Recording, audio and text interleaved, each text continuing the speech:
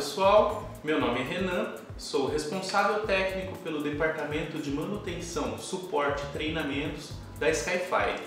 Hoje eu vou apresentar para vocês o nosso painel de alarme de incêndio endereçável modelo JB-QB5EI. Disponibilizamos no mercado o modelo JB-QB5EI com capacidade inicial de 32 pontos e capacidade máxima de 500 pontos. Vou apresentar para vocês as características deste modelo e as funções que temos aqui no nosso teclado. A central de alarme de incêndio Skyfire, ela vai ser oferecida no mercado com capacidade a partir de 32 pontos, sendo dividida em várias opções de capacidade, sendo 32 pontos, 64 pontos, 128 pontos, 192 pontos, 250 pontos, 375 pontos e 500 pontos. Todas essas opções foram criadas para facilitar a aplicação de uma central conforme o projeto, fazendo assim com que o preço fique acessível a todos os projetos de sistema de alarme de incêndio. Os nossos painéis são disponibilizados apenas em 220 volts, a sua alimentação primária. E ela possui duas baterias internas de 12 volts ligadas em série para trabalhar dentro da norma que especifica que o sistema todo de alarme de incêndio deve ser alimentado com 24 volts DC. O modelo JB-QB5EI disponibiliza dois laços por painel, ou seja, todos os painéis de alarme de incêndio modelo JB-QB5EI já disponibilizam dois laços. A finalidade de termos disponível dois laços é facilitar a opção do projetista. Exemplo, se você adquirir para o seu projeto uma central de 64 pontos, disponível com dois laços, você pode estar usando dois laços de 32 pontos. Ou até mesmo, se for o caso, um primeiro laço com 60 pontos e um segundo laço com apenas 4 pontos, limitado sempre à capacidade escolhida do painel, que seria de 64. Há situações também onde um dos laços foi utilizado apenas 10 pontos e o segundo laço os demais pontos sobressalentes, tá? Fazendo assim a distribuição pela obra de uma forma mais prática.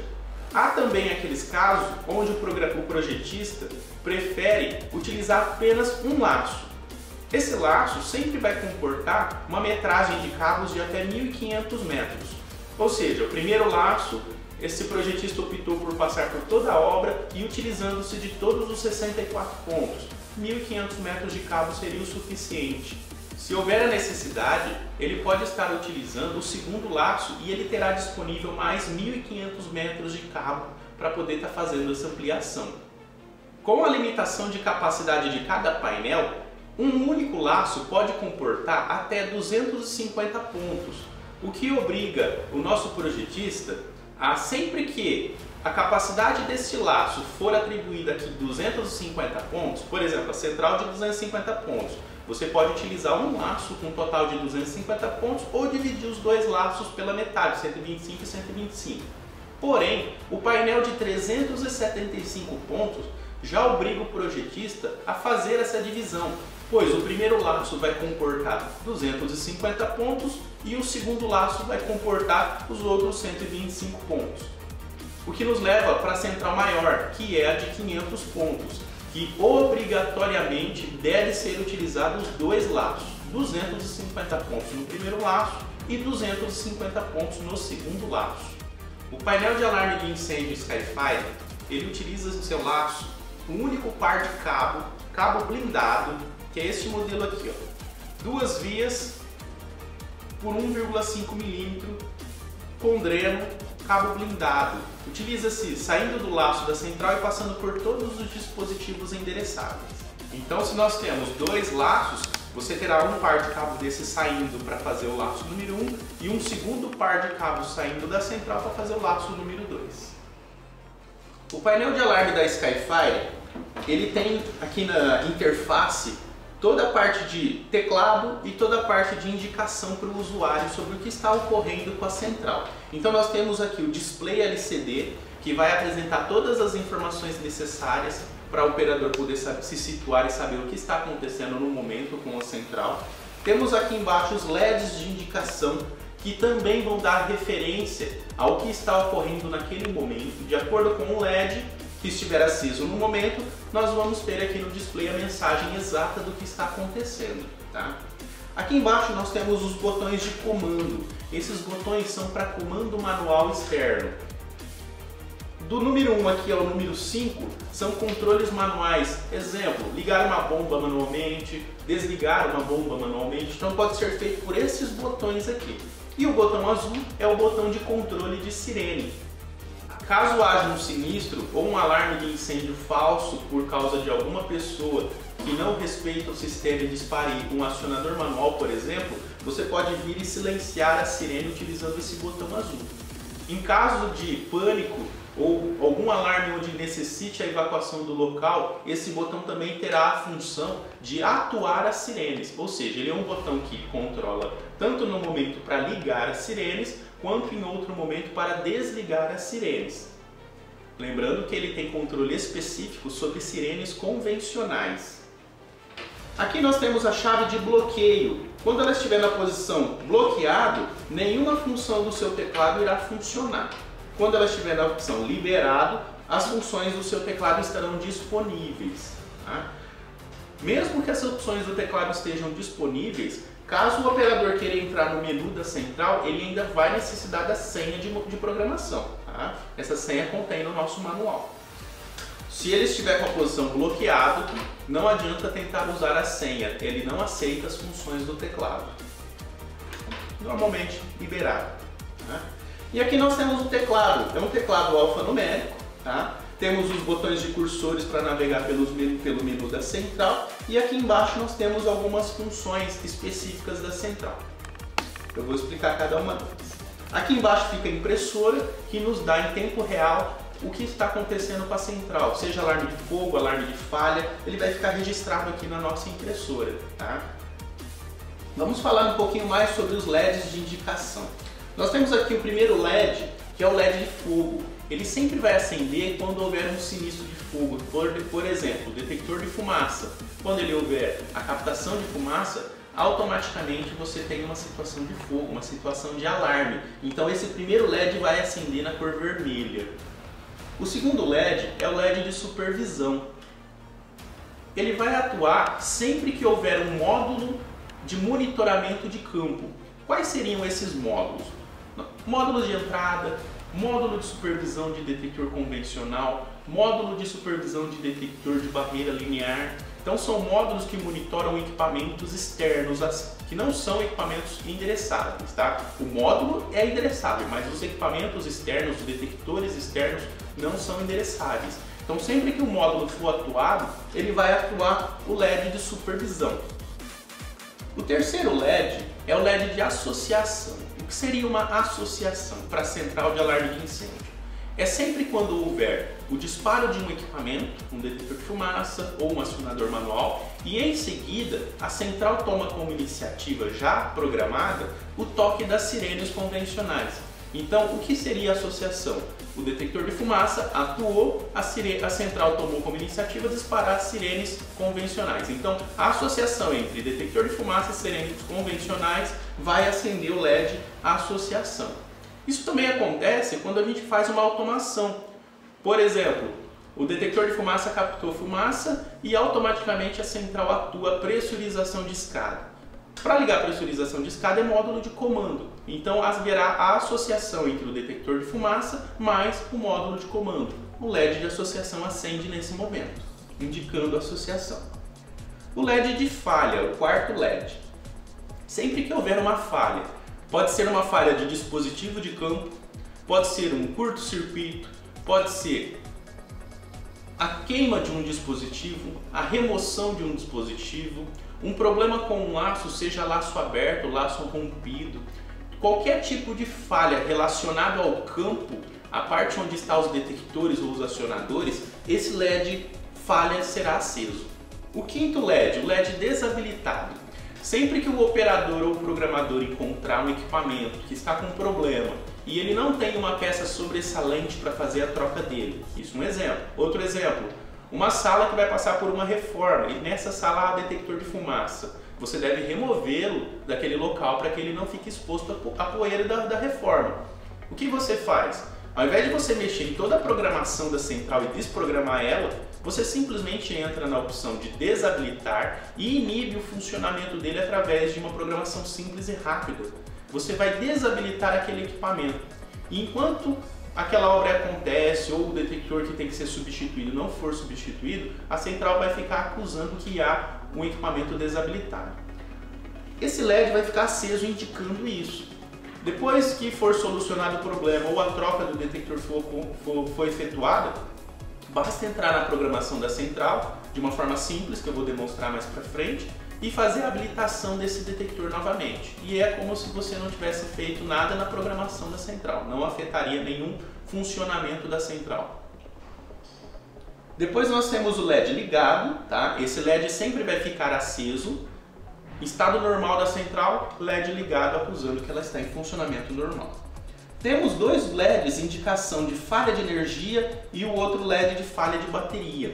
Esses dois LEDs nesse momento, eles vão estar supervisionando se a energia 220 da tomada está ok e se a energia das baterias estão ok.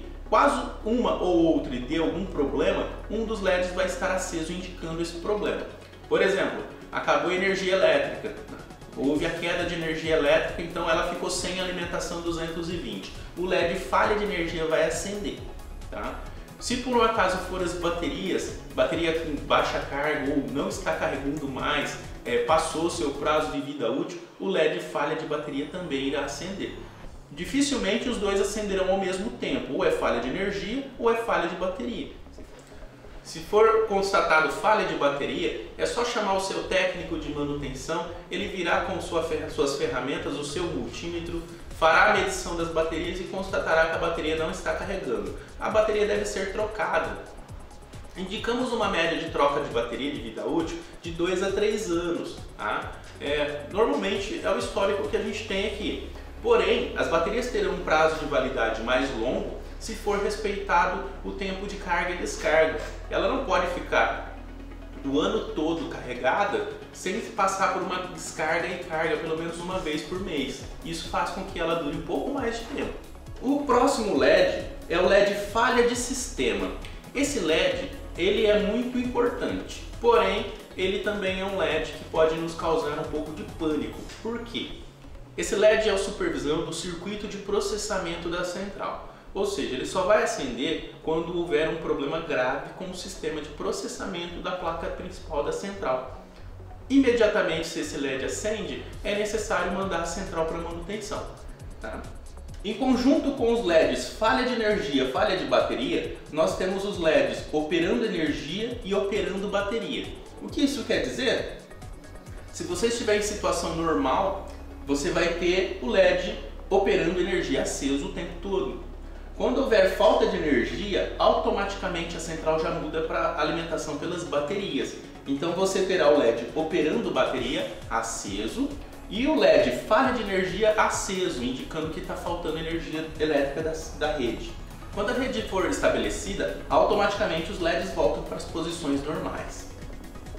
Depois nós temos auto manual. O LED auto manual ele deve sempre estar aceso. Isso significa que a central está em modo automático. Todas as programações, as suas automações estarão operantes. Depois nós temos o LED silenciado. Toda vez que tiver um disparo, o operador quiser silenciar o buzzer interno da central, ele pressiona esse botão aqui, ó, silencia central. Para informá-lo que esse botão já foi pressionado, o LED silenciado ficará aceso. Vamos falar um pouquinho mais sobre o teclado aqui da central. Nós temos aqui o teclado alfanumérico, tá? De 190. Temos aqui o Enter e o ESC. Enter confirma, ESC cancela, tá? Cursores para navegar dentro do menu e o botão menu. Sempre que a gente pressionar menu vai ter que pedir a senha, a gente coloca a senha que consta no manual. Aqui embaixo nós temos as teclas especiais. Silencia central, como a gente já viu, o operador pressiona sempre que tiver um sinistro de campo e ele quiser calar a central, o buzzer da central, esse botão aqui. Se ele quiser calar as sirenes de campo, é botão sirene, botão azul. Voltando aqui nos botões. Temos o botão teste. Esse botão teste tem a finalidade de testar a central. De que forma? Somente as funções de visualização para o operador. Quem são as funções de visualização? Display. Então, no momento que eu pressionar o teste, o display vai ser testado. Depois os LEDs serão testados. Depois o buzzer será testado, o buzzer da central, e em seguida a impressora será testada. Então, a finalidade do botão teste é o teste de visualização do operador. Não é o teste de campo, tá? O teste de campo numa central endereçável é feito a todo instante. Afinal, ela está o momento todo conversando com os equipamentos do campo, perguntando o status dele. Caso eles tenham algum defeito, imediatamente a central já vai supervisionar isso e já vai acusar no display. Então, o botão de teste é teste de funcionamento da central, indicação para o operador. Temos aqui o botão alto manual. A finalidade desse botão é em conjunto com o LED alto manual. O LED sempre vai vir aceso em modo automático. Ou seja, quando o operador pressionar o manual alto aqui e colocar a senha, ele está autorizando a central a mudar para o modo manual. Aí o LED fica apagado. Nesse momento, em modo manual, o que vai acontecer? Se houver um sinistro, se houver um alarme de fogo, as automações não irão funcionar. Ou seja, pressurização de descarga não funciona, portas corta-fogo não funcionam, liberação de catracas não funciona. Por quê? A central está em modo manual, ou seja, precisaria de uma operação manual para poder fazer esses equipamentos funcionar. Então, por padrão, a central sempre virá em modo automático, para que todas as automações passem a funcionar imediatamente em caso de sinistro. Tá? Por último, eu queria falar um pouquinho sobre o botão Reset. O botão Reset, ele deve ser pressionado sempre que qualquer evento de fogo ou de falha tiver sido solucionado. Tá? Então, se você tem um evento de fogo, uma botoeira de campo foi pressionada, o operador deve ir até lá e checar esse sistema. Se for um alarme falso, ele deve rearmar a botoeira e só então fazer o reset da central. Não adianta, se houver uma botoeira de campo acionada, o operador ficar apertando o reset. A central vai ser reinicializada. Quando ela voltar ao estado normal, ela vai checar novamente o lapso, vai perceber que é uma botoeira pressionada e vai alarmar novamente. Então, pessoal, o pessoal faz muito isso. Tem um alarme, ele reseta. Tem um alarme, ele reseta. O que acontece? Ela fica resetando várias vezes e nunca resolve o problema. A ideia é, tem um alarme? Vá até o local, cheque a situação de sinistro. Se for um alarme falso, rearme a botoeira, volte na central e então faça o reset da central. Bom pessoal, depois de toda a explicação sobre como funciona a nossa tela e o nosso teclado, eu vou ligar a central para demonstrar para vocês. Então eu abro aqui, abro o nosso painel. No próximo vídeo eu vou explicar melhor aqui a parte interna da central, mas as chavinhas de liga e desliga são essas aqui no cantinho, tá? Eu ligo as duas chavinhas ao mesmo tempo.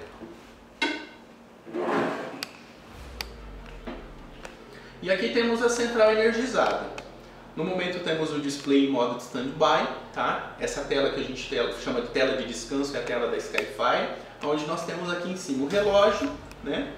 E o telefone da Skyfire, caso vocês tenham alguma dúvida. E aqui nós temos os LEDs ligando, indicando que ela está em modo normal, né? LED ligados em momento aceso, o LED operando energia e o LED alto manual no momento em automático, o LED aceso automático. Aqui na chavinha eu tenho liberado e bloqueado. Se estiver em bloqueado, nada no meu menu vai funcionar. Tá? Agora, se estiver na opção liberado, observem o teste. Buzzer, display, LEDs e impressora. Impressora OK, fazendo com que o operador tenha certeza que toda a parte visual que ele vai ter acesso está em pleno funcionamento. Tá? Vamos fazer um teste aqui com os LEDs. Eu vou desligar uma das chaves. Vamos ver qual que vai ser. Eu estou simulando a falha de alguma energia. Silencio a central para calar o buzzer. Silenciado. Ele me acusou aqui, ó, operando bateria e ao mesmo tempo falha de energia. Dentro da central temos duas chaves, tanto para ligar e desligar. Eu desliguei exatamente a chave de energia. Agora eu vou voltar ela na posição normal. Automaticamente ela já reconhece a volta da energia E eu vou desligar a segunda chave, que é a de bateria.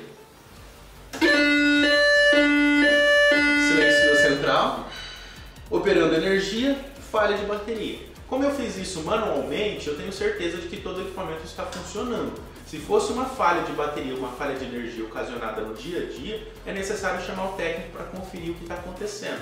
Pode ser que realmente as baterias estejam com problema, pode ser que você tenha o desarme de um disjuntor, às vezes você vai estar com esse problema. Ou realmente a rede da nossa operadora de energia está em falta realmente. Tá? Voltar ela na posição normal. Então sempre que houver falha de energia e assim que a energia volta, ela já reconhece isso automaticamente.